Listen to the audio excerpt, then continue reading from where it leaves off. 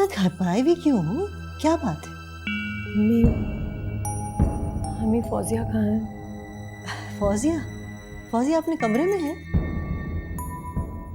आजकल तो वो अपने कमरे से निकल ही नहीं रही। भाई इतना खुश तो मैंने उसे आज तक नहीं देखा। इंशाअल्लाह बड़ी ही रूप वाली दुल्हन बनेगी। या खुदाया, मैं ये बात कहाँ से शुरू करूं? खुदा खैर करे। बात क्या है आखिर? कुछ छुपा रही हो तुम मुझसे?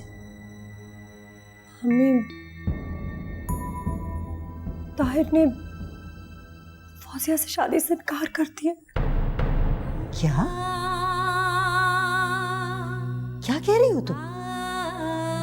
अम्मी, अम्मी मैं सच कह रही हूँ।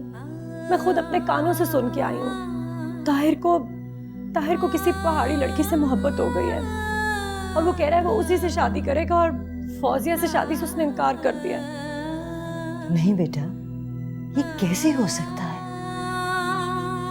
मेरी बहन ही मुझसे ये सब नहीं कर सकती। मैं जाके हुस्न बानो से और फारूक साहब से बात करूंगी। उन्होंने इतना भी नहीं सोचा कि हमारी बेटी का क्या होगा, हमारा क्या होगा। अभी नहीं अम्मी, अभी तो घर में ये बात खुली है। वैसे ही घर में कयामत का समा है। कुछ सब्र कर लें अम्मी। हो सकता है खाला जान आपसे खुद कोई बात करें। मेरी जान फौजिया का क्या होगा? वो तो मर जाएगी। अगर ये बात सच है तो हम उसको कैसे बताएंगे?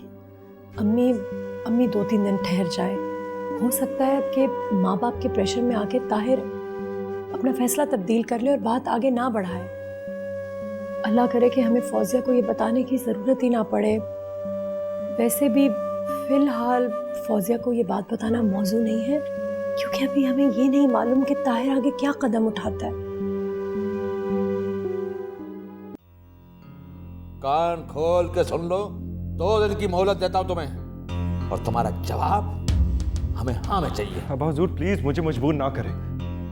मैं आपसे टक्कर नहीं लेना चाहता। मैं आपका और अम्मी हुजूर का बेहद एहतराम करता हूं।